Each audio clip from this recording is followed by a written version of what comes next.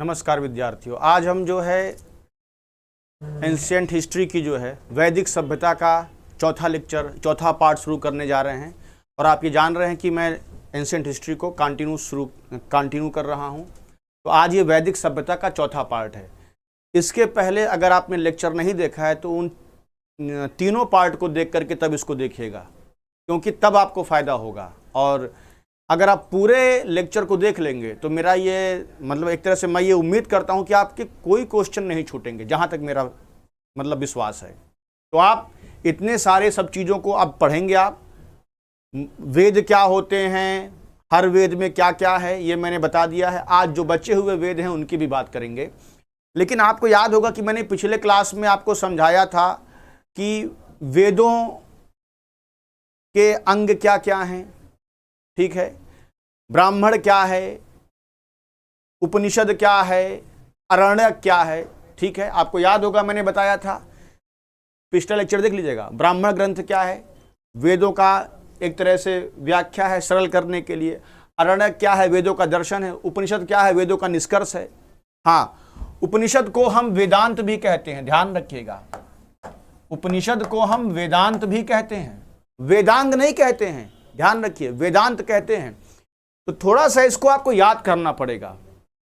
जैसे अगर आप ऋग्वेद की बात करें तो ऋग्वेद का ब्राह्मण ग्रंथ क्या होता है, ये ब्राह्मण ग्रंथ क्या होता है मैं बता चुका हूं। जो अभी पहली बार देख रहे हैं वो कृपया करके शुरुआत के वैदिक सभ्यता के पहले, दूसरे और तीसरे लेक्चर देख ले, क्योंकि ये बीच का पार्ट है, ठीक है। देखिए, ऋग्वेद का ब्राह्मण ग्रंथ क्या है। ऋग्वेद का ब्राह्मण ग्रंथ ऐत्रेय और कौशितकी है। ऋग्वेद का ब्राह्मण ग्रंथ ऐत्रेय और कौशितकी है। जो ऋग्वेद का ब्राह्मण है वही अरण्यक भी है, वही उपनिषद भी है। तो अगर आप ये याद कर लें कि ऋग्वेद का ब्राह्मण कौन है, ऐत्रेय और कौशितकी, तो जो ब्राह्मण है वही अरण्यक है, वही उपनिषद है। सामवेद की बात करें तो सामवेद के 3 ब्राह्मण हैं, तांडय महाब्राह्मण, खड्विश ब्राह्मण और जैमिनीय ब्राह्मण। अरण्यक 2 है, जैमिनीय और छांदोग्य। केवल आपको तांडय याद करना है ऋग्वेद में, तांडय महाब्राह्मण। बाकी जैमिनीय यहां भी है, यानी कि इसके ब्राह्मण ग्रंथ में तांडय महाब्राह्मण, खड्विश ब्राह्मण, जैमिनीय। अरण्यक क्या है, जैमिनीय और छांदोग्य है। जो अरण्यक है वही उपनिषद है। बड़ा आराम से याद हो जाएगा भाई। ऋग्वेद का क्या होगा ब्राह्मण, ऐत्रेय कौशितकी। अरण्यक भी वही होगा, उपनिषद भी वही होगा। बात करें सामवेद का तो सामवेद का ब्राह्मण क्या, तांडय महाब्राह्मण, खड्विश ब्राह्मण और जैमिनीय ब्राह्मण। बाकी जैमिनीय और छांदोग्य ब्राह्मण का नाम भी है, अरण्यक का भी नाम भी है। सॉरी, छांदोग्य और जैमिनीय अरण्यक का भी नाम है, उपनिषद का भी नाम है। तो आप ध्यान रखेंगे। फिर यजुर्वेद देखिए, यजुर्वेद के 2 फेमस ब्राह्मण हैं, शतपथ और तैत्तिरीय। शतपथ और तैत्तिरीय, यही अरण्यक भी है, शतपथ और तैत्तिरीय। और इसके उपनिषद जो है मेन बृहदारण्यक, तैत्तिरीय, कठोपनिषद, श्वेताश्वर, मैत्राणी, ईशोपनिषद, ठीक है। बृहदारण्यक, तैत्तिरीय, कठोपनिषद, श्वेताश्वर, मैत्राणी, ईशोपनिषद। तो बृहदारण्यक, कठोपनिषद, श्वेताश्वर, ये सब यजुर्वेद के पार्ट हैं। तो अक्सर इसमें भूलते हैं लोग, बाकी जो है वो आसान है, ठीक है। तो ध्यान से एक बार देख लेंगे, याद करने में आसानी नहीं है। ऋग्वेद का अगर आप ऐत्रेय कौशितकी याद कर लीजिए तो वही ब्राह्मण है, वही उपनिषद भी है। सामवेद में खाली आप इतना याद कर लीजिए, तांडय महाब्राह्मण, खड्विश ब्राह्मण, जैमिनीय ब्राह्मण। बाकी अरण्यक और उपनिषद तो सेम है, छांदोग्य और जैमिनीय। हाँ, यजुर्वेद में थोड़ा सा दिक्कत है, क्योंकि इसमें ब्राह्मण अरण्यक आसान है, शतपथ है और तैत्तिरीय। ब्राह्मण भी है, अरण्यक भी है। लेकिन अगर आप उपनिषद की बात करेंगे तो उपनिषद इसमें जो मेन है वो 6 दिख रहे हैं, बृहदारण्यक, तैत्तिरीय, ईशोपनिषद, कठोपनिषद, श्वेताश्वर उपनिषद दिख रहा, मैत्राणी उपनिषद। तो थोड़ा सा ध्यान रखिएगा, श्वेताश्वर, मैत्राणी, कठोपनिषद, बृहदारण्यक, तैत्तिरीय, ठीक है। चलिए, तो ये आपने देख लिया। एक बार मैं हट जाता हूं ताकि आपको ध्यान से सब समझ जाइए किसका क्या है। याद बड़े आराम से कर लेंगे आप, खाली देखने में कठिन लग रहा है जो मैंने बताया उस तरह से, ठीक है। तो आप इसका स्क्रीनशॉट भी ले लेंगे, पीपीटी भी आपके पास जाएगा, ठीक है। अब चलिए आगे बढ़ते हैं। अथर्ववेद क्या है। अथर्ववेद का कोई भी अरण्यक नहीं है, ध्यान रखिएगा। क्योंकि अथर्ववेद में दर्शन संबंधी कोई बातें नहीं है, मतलब ऐसा अथर्ववेद में अरण्यक का कोई मतलब अरण्यक संबंधी कोई बातें नहीं है, ठीक है। तो इसीलिए कहा जाए किस वेद का अरण्यक नहीं है, तो कहेंगे अथर्ववेद का कोई अरण्यक नहीं है। हां, ब्राह्मण ग्रंथ है गोपथ ब्राह्मण। गोपथ ब्राह्मण किसका है? अथर्ववेद का।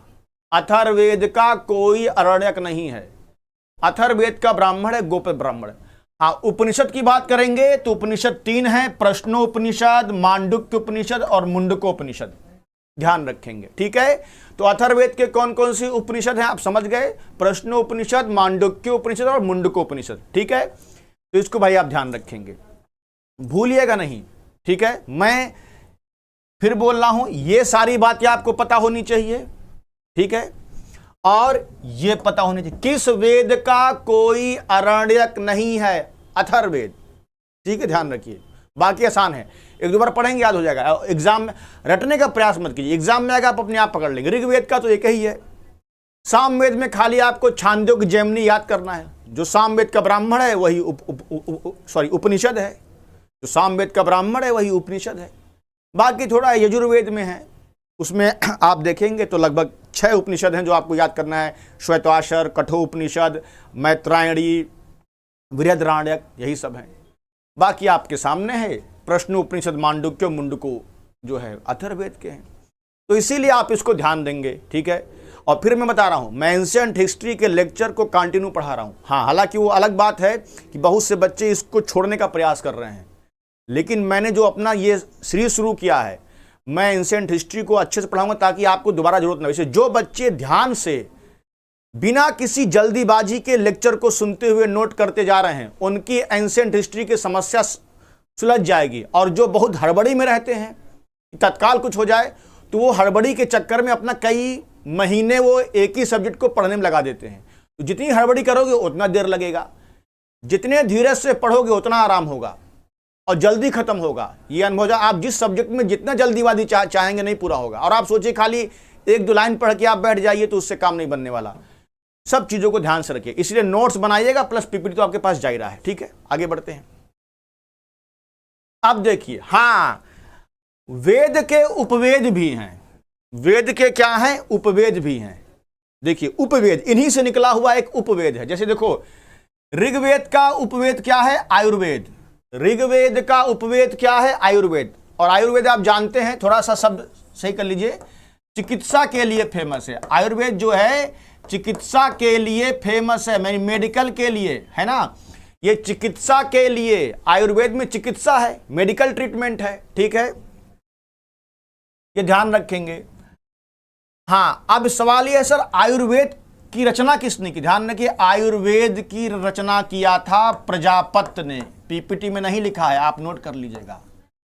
आयुर्वेद के रचनाकार प्रजापत्य हैं। सामवेद, धनुर्वेद किसे? हाँ, धनुर्वेद किससे संबंधित है? सामवेद से। धनुर्वेद में शस्त्र विद्या है, यानी कि वार स्किल को बताया गया है। वार के यानी कि शस्त्र, वार स्किल नहीं, वेपन्स के बारे में लिखा हुआ है। जो वैदिक युग में वेपन्स की बात की गई है तो धनुर्वेद में है।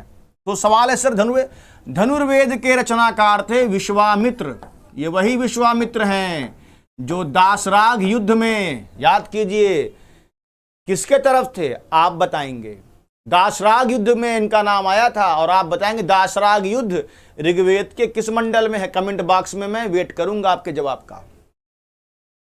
गांधर्व वेद क्या है? यह संगीत विद्या संबंधित है। और गांधर्व वेद किससे संबंधित है? यजुर्वेद से। किससे? गांधर्व वेद किससे संबंधित है? यजुर्वेद से। और गांधर्व वेद का रचना किया था नारद मुनि ने।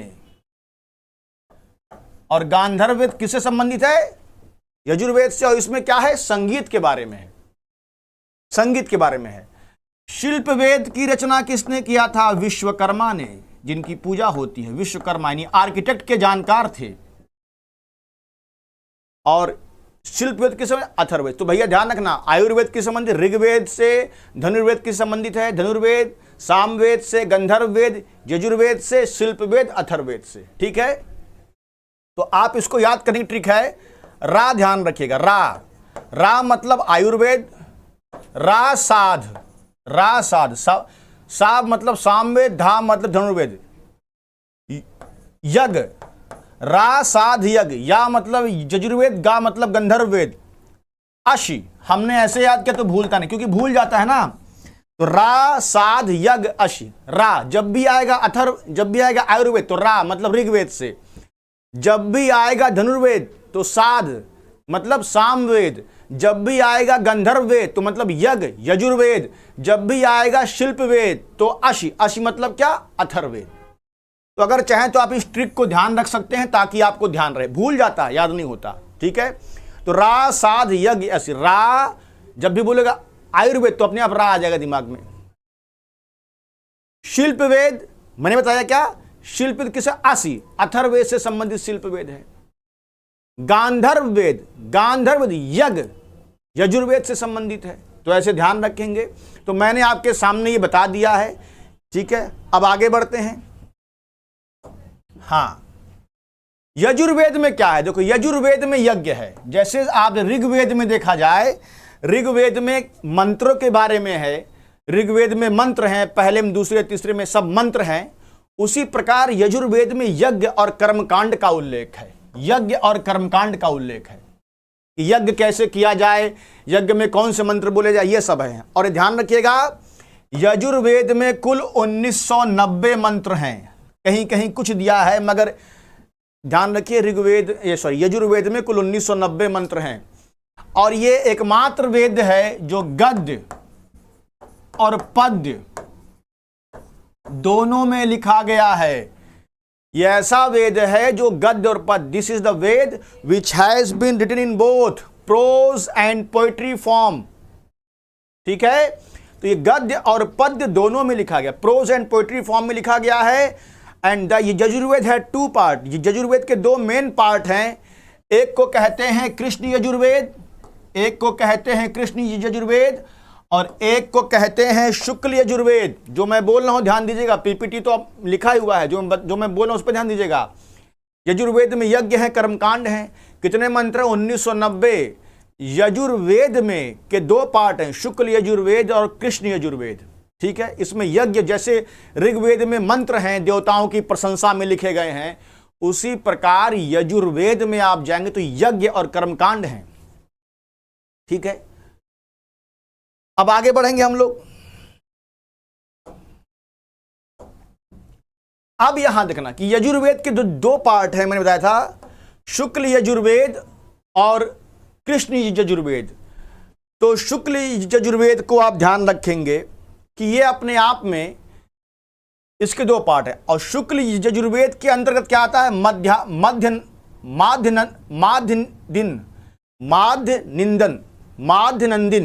माध्यनंदिन आता है। हाँ, इसको हम लोग वाजसनेयी संहिता बोलते हैं, ध्यान रखेंगे। वाजसनेयी संहिता के नाम से फेमस है। कई बार पूछा गया है कि वाजसनेयी संहिता क्या है। यही शुक्ल यजुर्वेद का जो पार्ट है, माध्यिंद, यही वाजसनेयी, इसी को वाजसनेयी संहिता भी कहते हैं, ध्यान रखेंगे। बाकी तैत्तिरीय, मैत्रायणी, काठक, कपिस्थल है ना, कपिस्थल है ये, जहां ये ठा होना चाहिए, कपिस्थल, ये कपिस्थल कंठ है। थोड़ा ध्यान रखिए भैया, शब्द बड़े कठिन, इसका इंग्लिश अनुवाद नहीं हो सकता। एग्जाम में क्वेश्चन क्या बनेगा कि वाजसनेयी संहिता किसका पार्ट है, शुक्ल यजुर्वेद का। वाजसनेयी संहिता को किस नाम से जानते हैं, माध्यनंदिन। कृष्ण यजुर्वेद में क्या क्या आता है, तैत्तिरीय, मैत्रायणी, काठक और कपिस्थल कठ, ये किसके पार्ट हैं, कृष्ण यजुर्वेद के। ले दे के सब यजुर्वेद के ही पार्ट हैं। तो आपको ध्यान रखना, थोड़ा टफ जरूर लगेगा, लेकिन एक बार पढ़ लीजिएगा कि शुक्ल यजुर्वेद में क्या आता है, कृष्ण यजुर्वेद में क्या आता है। वाजसनेयी संहिता किसे कहते हैं, ठीक है। कांठ किसका पार्ट है, कांठ किसका पार्ट है शुक्ल यजुर्वेद का। काठक या कपिस्थल कठ किस में आता है, कृष्ण यजुर्वेद में। थोड़ा टफ है क्योंकि शब्द टफ है ना, क्योंकि इन सब शब्दों से हम लोग ज्यादा परिचित नहीं होते। मैंने कहा था कि वेद इतने टफ है कि इनको पढ़ने के लिए अलग से होते थे पुरोहित, याद है ना। ऋग्वेद में पुरोहित को क्या बोलते थे, जरा बताइएगा। ऋग्वेद के मंत्रों का उच्चारण करने वाले पुरोहित को क्या बोलते थे? सबके बस की बात नहीं थी, तो आपको इनके भाग पढ़ने में दिक्कत हो सकती है, लेकिन फिर भी एग्जाम के पॉइंट ऑफ व्यू से ध्यान रखेंगे। तो ऋग्वेद के 2 पार्ट हैं, शुक्ल यजुर्वेद और कृष्ण यजुर्वेद। शुक्ल यजुर्वेद में माध्यनिंदिन आता है, और इसी को हम लोग वाजसनेयी संहिता भी कहते हैं। क्या बोलते हैं? इसी को हम लोग बोलते हैं क्या? वाजसनेयी संहिता।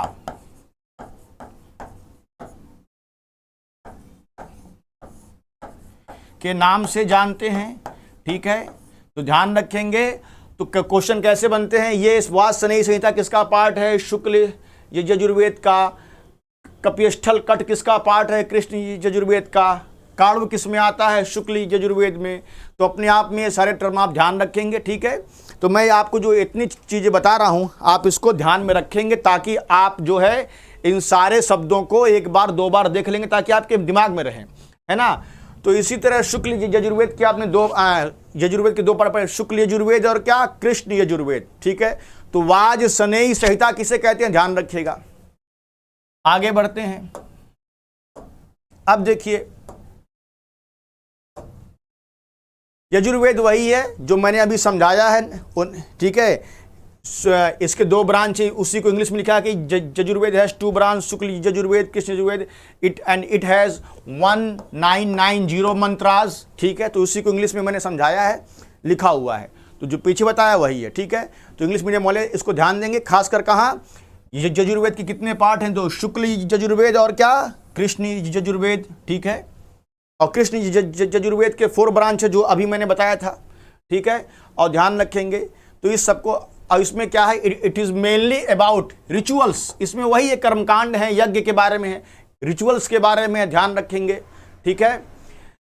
इन this there is a collection of mantras useful for performing yajna. इसमें वही मंत्र हैं जो यज्ञ के समय बोले जाते हैं, तो ध्यान रखेंगे। ये सब बातें उससे वही बात इंग्लिश में है, बहुत टफ तो है नहीं। आप अगर समझ गए होंगे तो आप समझ जाएंगे।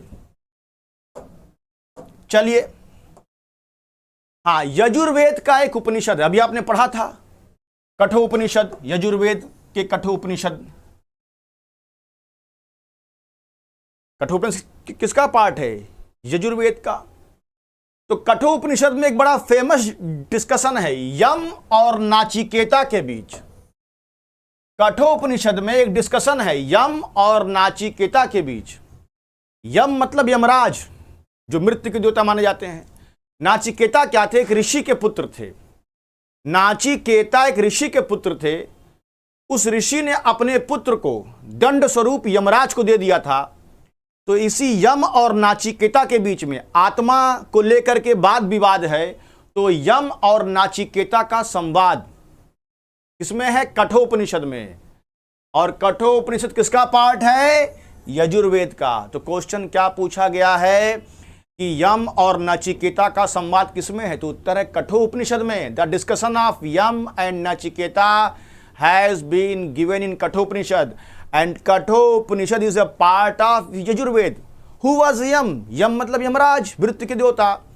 Who was Nachiketa? He was a son of a rishi who gave his son Nachiketa to the Yamraj as a punishment।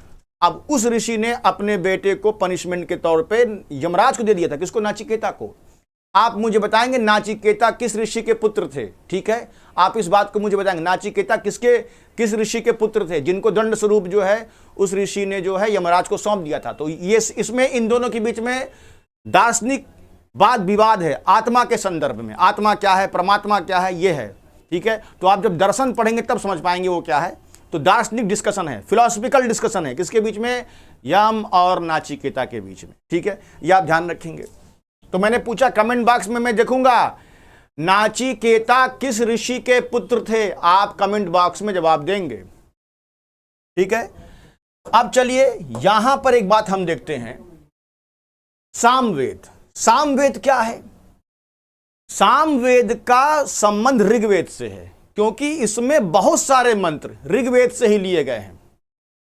ठीक है, सामवेद में लगभग समझिए 1875 मंत्र है। कहीं कहीं कुछ और लिखा है, लेकिन सही किताबों में लगभग यही है, 1875 मंत्र हैं, जिसमें से 99 मंत्र ही ऋग्वेद से लिए गए हैं। लेकिन ध्यान रखिए कहीं कहीं 75 लिखा हुआ है, थोड़ा विवादित चीज है। क्या सामवेद में कुल इतने मंत्र हैं? 1875, जिसमें से 99 मंत्र ही नए हैं। शेष कहां से लिए गए? ऋग्वेद से। यही 99 संख्या कुछ किताबों में 75 दी गई है, ध्यान रखेंगे। तो मतलब सामवेद का ज्यादा मंत्र ऋग्वेद से ही कनेक्ट। इसीलिए एक बार क्वेश्चन बन चुका कि ऐसा कौन सा वेद है जो ऋग्वेद से जुड़ा है पूरी तरह से? सामवेद। कहोगे इसमें है क्या? जैसे ऋग्वेद में यज्ञ है, कर्मकांड है, उसी प्रकार सामवेद में ऋग्वेद के मंत्रों को संगीतबद्ध किया गया है। The mantras of Rigveda has been adjusted on musical tune in Samaveda. मतलब समझे ना कि सामवेद में ऋग्वेद के मंत्रों को संगीतबद्ध किया गया है। ठीक है। सामवेद का उच्चारण करने वाले को उद्गाता बोलते थे।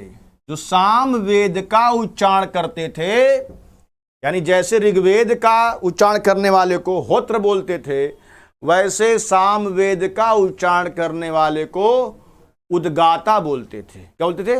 उद्गाता। ठीक है। अब चलिए, ये मैं आपको समझा दिया।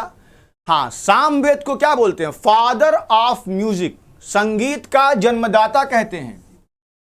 सामवेद को संगीत का जन्मदाता कहा था। और एक बात सुन लीजिए, माना जाता है संगीत के 7 सुर, सारे गामा पा, सारे जो जिस पर पूरा म्यूजिक इंडस्ट्री टिका है, सारे गामा पा, इसका उल्लेख सामवेद में ही है। लेकिन आश्चर्य की बात है, आज तक इसका आविष्कार किसने किया है किसी को नहीं पता। आप जब पढ़ेंगे संस्कृत तो माना जाता है ये शिव के डमरू से निकले हुए, लेकिन किसी मनुष्य द्वारा इनका आविष्कार नहीं किया। आज तक सारे गामा पा किसने किया ये किसी को नहीं पता। और पूरी म्यूजिक इंडस्ट्री सारे गामा पा पे ही डिपेंड है। आप जरा खोज के बता दीजिएगा कि सारे गामा का आविष्कार किसने किया, आपको मिलेगा ही नहीं कहीं। कोई मनुष्य इसका आविष्कारक है ही नहीं। ठीक है। इसीलिए कहा गया वेद अपौरुषेय हैं। ठीक है। और इसको ध्यान रखिएगा, सारे गामा का उल्लेख सबसे पहले सामवेद में ही किया गया, इसलिए सामवेद को संगीत का जन्मदाता मानते हैं। ठीक है। तो ध्यान रखेंगे।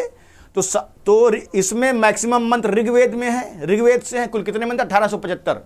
कितने मंत्र ऋग्वेद से लिए गए हैं? 99, लेकिन कुछ किताबों में 75 भी है। ठीक है। अब जरा आगे बढ़ते हैं। सामवेद के 2 फेमस उपनिषद हैं, है ना? छांदोग्य भी है, केन उपनिषद भी कहा जाता है। आगे पढ़ेंगे। छांदोग्य उपनिषद में ध्यान रखिए, छांदोग्य उपनिषद में देवकी नंदन कृष्ण का उल्लेख है। बहुत इंपॉर्टेंट है कि कृष्ण का उल्लेख किस उपनिषद में है? छांदोग्य में है। जिन्हें हम भगवान कृष्ण के रूप में पूजते हैं, उनका उल्लेख किसमें है? छांदोग्य में है। ठीक है। ऐसा नहीं है कृष्ण कोई काल्पनिक चरित्र हैं, उनका उल्लेख है हमारे छांदोग्य उपनिषद में है। ठीक है। और कृष्ण का उल्लेख ऋग्वेद में भी मिलता है। ठीक है। अब देखिए ऋग्वेद में क्या क्या? ऋग्वेद में कहा गया है कि कृष्ण वो हैं जो राक्षसों और इंद्र के शत्रु हैं। ऋग्वेद में कृष्ण को राक्षसों और इंद्र का शत्रु बताया गया है, जबकि छांदोग्य उपनिषद में, जो कि सामवेद का पार्ट है, इसमें कृष्ण को देवकी पुत्र और ऋषि अंगिरास का शिष्य बताया गया है। यानी कृष्ण, तो आज के बाद आप अगर कोई बहस करे कि भैया कृष्ण का उल्लेख कहां है, तो बोल देना छांदोग्य उपनिषद में है और ऋग्वेद में भी है। ऋग्वेद में कृष्ण को राक्षसों और इंद्र का शत्रु बताया गया है और छांदोग्य उपनिषद में कृष्ण को देवकी नंदन पुत्र और ऋषि अंगिरास का शिष्य बताया गया है। ठीक है। बिल्कुल ध्यान रखेंगे इस बात को। अब चलिए आगे बढ़ते हैं। तो ये मैंने बता दिया, there are 2 Upanishad of Samaveda, Chandogya Upanishad and Kena Upanishad. In Chandogya Upanishad Devaki Nandan Krishna is mentioned and Krishna is also mentioned in Rig Veda where he is called the enemy of demons and Indra। वही है कि इस ऋग्वेद में उनको enemy of Demons and Indra कहा गया है, ठीक है। छांदोग्य उपनिषद में क्या कहा गया, he describe as the son of Devaki and disciple of rishi Angiras, ठीक है, वही बात है। यानी कि छांदोग्य उपनिषद में कृष्ण को क्या कहा गया है, देवकी नंदन पुत्र कहा गया है, और इन्हें ऋषि अंगिरास का शिष्य भी बताया गया है, जबकि ऋग्वेद में कृष्ण को इंद्र और राक्षसों का शत्रु माना गया है, ठीक है। चलिए, जय श्री कृष्ण, आगे बढ़ते हैं, ठीक है। अथर्ववेद की बात करते हैं। अथर्ववेद की अगर हम बात करें तो अथर्ववेद सबसे अंतिम और सबसे लोकप्रिय वेद है। देखो वेद लिखा हुआ है, ध्यान देना, ये वेद है भैया, गलती से आ गया है, ये वेद है। इसे ब्रह्मवेद भी कहते हैं, इसे ब्रह्मवेद भी कहते हैं। क्यों? क्योंकि अथर्ववेद का उच्चारण करने वाले पुरोहित को ब्रह्मा बोलते थे, ब्रह्मा। क्योंकि याद रखना, इन वेदों का उच्चारण करना सबके बस की बात नहीं है भाई। आप ध्यान देंगे, ऋग्वेद का उच्चारण करने वाले पुरोहित को होत्र बोलते थे, होत्र, याद है ना। सामवेद का उच्चारण करने वाले पुरोहित को क्या बोलते थे, उद्गाता, उद्गाता, उद्गाता किसका, सामवेद का। और अथर्ववेद का उच्चारण करने वाले पुरोहित को ब्रह्मा बोलते थे, या ब्रह्म। हाँ, कहोगे सर आप तो यजुर्वेद का बताए नहीं, तो यजुर्वेद का उच्चारण करने वाले पुरोहित को अध्वर्यु बोलते थे। अध्वर्यु नाम टफ है, अध्वर्यु बोलते थे, इसीलिए यजुर्वेद को अध्वर्यु वेद भी बोलते हैं। तो अध्वर्यु कौन था, जो यजुर्वेद का उच्चारण करता था। उद्गाता कौन था, जो सामवेद का उच्चारण करता था। होत्र कौन था, जो ऋग्वेद का उच्चारण करता था। और अथर्ववेद का उच्चारण करने वाले को ब्रह्मा बोलते थे, तो इसीलिए इसे ब्रह्मवेद भी कहते हैं भैया, ध्यान रखना। अथर्ववेद में क्या है, लौकिक जीवन यानी फिजिकल लाइफ से संबंधित है, इसमें फिलोसफिकल बातें ज्यादा नहीं है, इसलिए ध्यान रखो। अथर्ववेद का कोई अरण्यक ही नहीं है। क्यों नहीं अरण्यक है? क्योंकि अरण्यक में फिलोसफिकल बातें हैं और अथर्ववेद की कोई फिलोसफी है नहीं बहुत ज्यादा। ये हमारे फिजिकल लाइफ से कनेक्टेड है, क्योंकि फिजिकल लाइफ मतलब लौकिक जीवन। क्योंकि लौकिक जीवन में लोग क्या करते हैं, जादू टोना, भूत प्रेत, वशीकरण, विवाह, संस्कार, जो हमारे भौतिक जीवन से संबंधित क्रियाक्रम है या क्रियाकलाप हैं, उन्हीं से संबंधित सारे मंत्र किसमें दिए गए, अथर्ववेद में। तो जादू टोना, भूत प्रेत, यहां तक कि कुछ रोगों के उपचार भी हैं। कौन से रोग, जैसे क्षय रोग, क्षय मतलब टीबी, टीबी का भी उपचार है अथर्ववेद में। ज्वर माने बुखार का भी उपचार है। विवाह संस्कार से संबंधित बातें हैं। तो अथर्ववेद पूरी तरह से हमारे भौतिक जीवन से संबंधित है, ध्यान रखिएगा। मैं बार बार किनारे हो जा रहा हूं ताकि आपको सब दिखाई दे, ठीक है। क्योंकि बोलते समय आप ध्यान दीजिए, क्योंकि मुझे उसको देखने की जरूरत है नहीं, ठीक है। तो इतनी बातें आप ध्यान रखेंगे। हाँ, अथर्ववेद को सबसे लोकप्रिय और सबसे श्रेष्ठ वेद भी कहते हैं। अथर्ववेद को सबसे लोकप्रिय और सबसे श्रेष्ठ वेद भी कहते हैं, ध्यान रखिएगा, ठीक है। तो ये सब मैंने बता दिया। बाकी क्या नीचे लिखा, वही अथर्ववेद का उच्चारण करने वाले को ब्रह्म बोलते थे, ये मैंने पहले बता दिया। हाँ, एक चीज इंपॉर्टेंट, जैसे भगवान कृष्ण का उल्लेख ऋग्वेद में और छांदोग्य उपनिषद में भी मिलता है ना। क्योंकि बहुत से लोग कमेंट पास कर देते हैं कि भैया कहां कृष्ण है, कृष्ण छांदोग्य में है, ऋग्वेद में है। उसी प्रकार अयोध्या नगरी का उल्लेख अथर्ववेद में आता है। अयोध्या नगरी का पहला जिक्र 4 वेदों में, अंतिम वेद अथर्ववेद में भी आता है ना। तो अयोध्या नगरी का उल्लेख हमारे अथर्ववेद में है, ठीक है, ध्यान रखेंगे। भगवान राम की नगरी मानी जाती है, बाकी आप जानते ही हैं। तो ये सारी बातें मैंने आपको बता दी है, इंग्लिश में है अथर्ववेद लास्ट, ये मोस्ट पॉपुलर वेद है, ठीक है, बता दिया हूं। और जो इसके मंत्रों का, इसमें क्या है, विच क्राफ्ट, भूत प्रेत की पूजा, हॉस्पिटलिटी, अतिथि, मैरिज को लेकर के जो नियम कानून होते हैं, विवाह संस्कार, उन सब के बारे में दिया गया है। और जो इसके मंत्रों को रिसाइट यानी बोलता था, उसको ब्रह्म बोलते थे। क्या बोलते थे? ब्रह्म। इसीलिए हम अथर्ववेद को ब्रह्मवेद भी बोलते हैं, ठीक है। तो मतलब आप देखेंगे, हम जब अथर्ववेद की तरफ आते हैं तो हमारा जो इसमें भौतिक जीवन से संबंधित जो भी जादू टोना, भूत प्रेत, रोग, उपचार, विवाह, संस्कार, इन सब की बातें हैं। तो ऋग्वेद में क्या है? मंत्र हैं। किसके लिए मंत्र हैं? देवताओं की प्रशंसा में। यजुर्वेद में क्या है? रिचुअल्स, यज्ञ और कर्मकांड हैं। सामवेद में क्या है? संगीत, म्यूजिक है, संगीत है। किसका? कैसा संगीत? ऋग्वेद के मंत्रों को संगीतबद्ध किया गया है। The mantra of Rigveda has been adjusted on musical tune. ठीक है। अथर्ववेद में क्या है? जादू टोना, भूत प्रेत, रोग का उपचार, विवाह, संस्कार, इन सब से संबंधित मंत्र हैं। ठीक है। हाँ, अथर्ववेद में मंत्र कितने हैं? बड़ा विवादित है ये क्वेश्चन, आपको अलग अलग जगह अलग अलग मिलेगा, लेकिन लगभग याद रखना जो सामान्य है, लगभग 6000 मंत्र हैं। कितने? 6000 मंत्र हैं। किसमें? अथर्ववेद में। ध्यान रखेंगे, लगभग अलग अलग है, लेकिन आप ध्यान रखेंगे 6000 के आसपास इसमें लगभग 6000 मंत्र माने जाते हैं अथर्ववेद में। ठीक है, आगे बढ़ते हम लोग। अब देखिए, अथर्ववेद का सबसे प्रसिद्ध उपनिषद प्रश्नोपनिषद, मांडुक्य और मुंडको है, जो आप अभी पीछे पढ़ लिए हैं ना। उपनिषद, आरण्यक, ब्राह्मण सब पढ़ा दिया हूं। अथर्ववेद का सबसे प्रसिद्ध उपनिषद प्रश्नोपनिषद, मांडुक्यो और मुंडको उपनिषद है। थोड़ा जान लो। प्रश्नोपनिषद में ऋषि पिपलाद और 6 ऋषि के बीच संवाद का उल्लेख है। प्रश्नोपनिषद में ऋषि पिपलाद और 6 ऋषि के बीच वाद विवाद है। In Prashnopanishad there is a discussion. In Prashnopanishad there is a discussion between rishi Pippalad and 6 rishi. तो प्रश्नोपनिषद में 6 ऋषि और ऋषि पिपलाद के बीच वाद विवाद है। मांडुक्यों में क्या है? मांडुक्योपनिषद में क्या है? इसमें कहा गया है कि सृष्टि की उत्पत्ति एकमात्र ब्रह्मा से हुई है। सृष्टि की उत्पत्ति किससे? एकमात्र ब्रह्मा से हुई है। और मुंडकोपनिषद में क्या कहा गया है?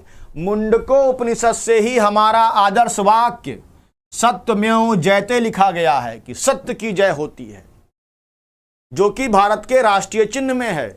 इसी मुंडकोपनिषद में कहा गया है, यज्ञ एक टूटी फूटी नाव के समान है। जरा ध्यान देना, अगर पूछा जाए ऐसा कौन सा उपनिषद है जिसमें यजुर्वेद का खंडन कर दिया गया, तो भैया मुंडकोपनिषद में। इसमें यज्ञ का आलोचना किया गया है। कहा गया है क्या? यज्ञ एक टूटी फूटी नाव के समान है जिस पर विश्वास नहीं किया जा सकता।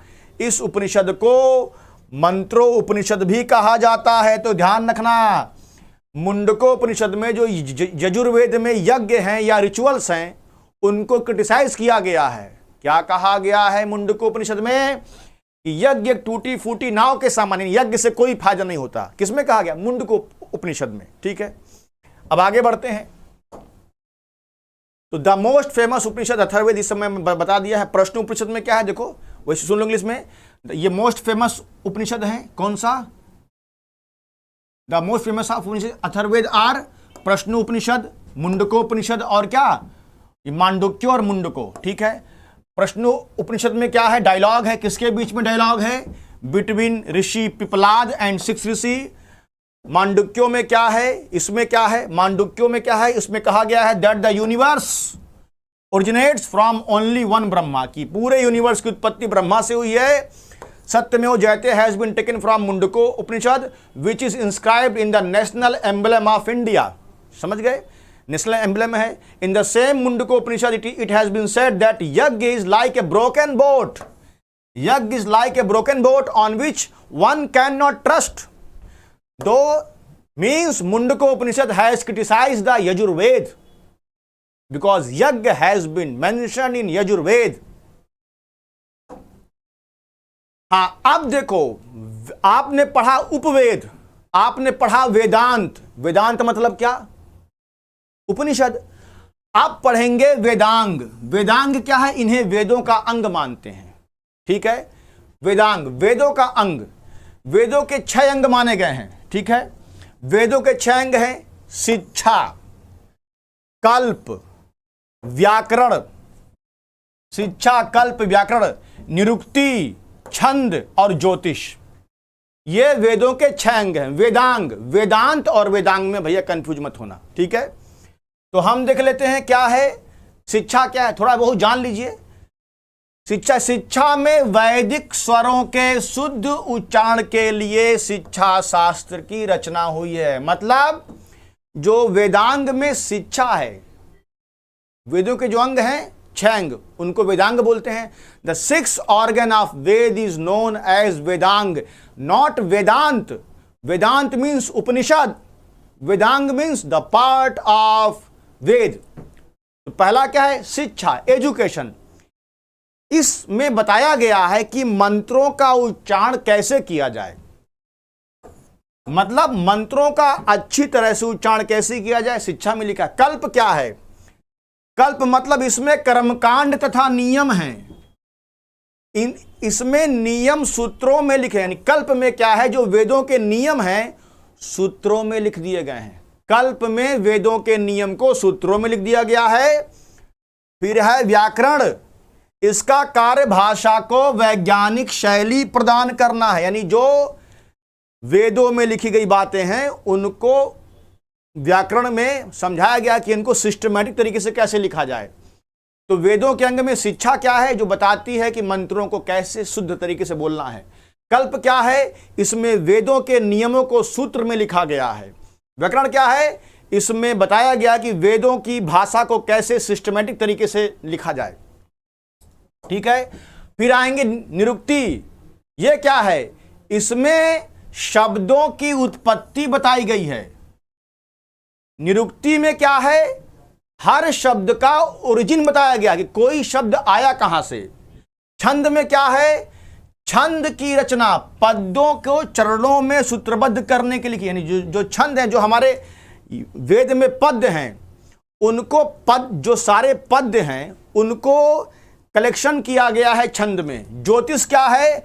ब्रह्मांड में नक्षत्र के बारे में भविष्यवाणी करने का विषय है। यानी ज्योतिष जो है, जो हमारे नक्षत्र हैं और जो उनसे संबंधित जो नक्षत्रों का प्रभाव हमारे ऊपर पड़ता है, उसका संबंध ज्योतिष से है। तो ध्यान रखेंगे। और ज्योतिष का पहला ग्रंथ, ध्यान रखिए, ज्योतिष का पहला ग्रंथ लघु मुनि द्वारा रचित वेदांग ज्योतिष है। ज्योतिष के बारे में सबसे पहले लघु मुनि द्वारा एक ग्रंथ वेदांग ज्योतिष है, जिसको ध्यान रखेंगे, ठीक है। चलिए, तो ये वेदों के 6 अंग हैं जिनको ध्यान रखें। क्या? शिक्षा, कल्प, व्याकरण और क्या? निरुक्ति, छंद, ज्योतिष, ठीक है। बस इनको आप ध्यान रखिए। 6 अंग कौन कौन से हैं? ये ज्यादा नहीं पूछा था कि इन 6 अंगों में क्या क्या है, लेकिन फिर भी आप वेदांग और वेदांत में अंतर समझिएगा, ठीक है। अब आगे बढ़ते हैं। ये नंबर ऑफ वेदांग 6 हैं। Shiksha Shastra has been composed for the correct pronunciation. Shiksha में कल्प क्या है? Rituals and rules, the rules are written in the sutras, है ना। कल्प में रूल्स को, वेदों के रूल्स को सूत्र में लिखा गया है। व्याकरण क्या है? It is a function to provide scientific style to the language, कि वेदों को कैसे साइंटिफिकली सही तरीके से लिखा जाए, ठीक है। फिर आप देखेंगे निरुक्ति क्या है? Etymology, that is the etymology of the वैदिक वर्ड्स एक्सप्लेनेसिव, कि वैदिक वर्ड्स की व्युत्पत्ति कहां से हुई है, कहां से वो ओरिजिनेट हुए हैं, हर वर्ड्स उनको बताया गया है। छंद क्या है? Chhanda has been composed in the form of verses, ठीक है। ज्योतिष क्या है? ज्योतिष वही है जो आप जानते हैं, प्रेडिक्शन, कि हमारे ऊपर नक्षत्रों का प्रभाव कैसे पड़ता है। The prediction about the stars in the universe, तो इन्हीं को बोलते हैं वेदांग, भैया ध्यान रखना।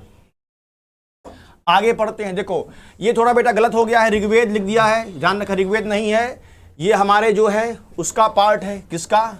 ये यजुर्वेद का पार्ट है। थोड़ा ध्यान देंगे, थोड़ा गलत छप गया है। ये श्वेताश्वर उपनिषद यजुर्वेद का पार्ट है। तो श्वेताश्वर उपनिषद में रुद्र देवता को समर्पित है। याद रखना भाई, ऋग्वेद नहीं है। ऋग्वेद मैं काट रहा हूं, ध्यान रखेंगे। जो पीपीटी देख रहे हो ध्यान रखेंगे कि मैंने इसमें ऋग्वेद काट दिया है, ऋग्वेद नहीं है, ये यजुर्वेद है। तो यजुर्वेद का श्वेताश्वर उपनिषद रुद्र देवता यानी भगवान शंकर को समर्पित है। इसमें शिव के स्वरूप का वर्णन है। तो आप आज समझ गए कि कहां कहां कृष्ण है, कहां कहां अयोध्या है, कहां कहां शिव है, इसी वेद में है, ठीक है। और इस उपनिषद में सांख्य दर्शन, देखो हमारे भारतीय परंपरा में 6 दर्शन है जिनको खड़ दर्शन बोलते हैं। उन्हीं खड़ दर्शन 6 दर्शन में से एक सांख्य दर्शन है। तो सांख्य दर्शन के जो सिद्धांत हैं वो इसी श्वेताश्वर उपनिषद में मिलते हैं। इसी में मोक्ष प्राप्ति का उल्लेख हुआ है। तो कहा जाए मोक्ष की बात सबसे पहले इसी उपनिषद में की गई है, श्वेताश्वर में। और श्वेताश्वर किसका पार्ट है भैया? यजुर्वेद का, ध्यान रखना, ठीक है। तो इसमें क्या, इसमें भगवान शंकर का उल्लेख है, ठीक है। तो इसको आप ध्यान रखेंगे। सबसे इंपॉर्टेंट पर यहां ऋग्वेद नहीं होगा, यहां होगा भैया यजुर्वेद, ठीक है। इसको मैं काटा हूं इसलिए ध्यान रखना। अब आओ आगे बढ़ते हैं। ईशोपनिषद, ये भी गलत हो गया भैया, ऋग्वेद नहीं होगा, ध्यान रखना, यजुर्वेद होगा। ईशोपनिषद जो यजुर्वेद का पार्ट है, इसमें ही गीता का निष्काम कर्म, याद रखो, आपने सुना है गीता में कर्म करो फल की इच्छा मत करो, जिसको हम लोग निष्काम कर्म कहते हैं, ठीक है। कर्मण्येवाधिकारस्ते जो बहुत फेमस श्लोक है, इसका उल्लेख सबसे पहले ईशोपनिषद में है। कौन सा उपनिषद? ईशोपनिषद। मैं लिख देता हूं, ईशोपनिषद।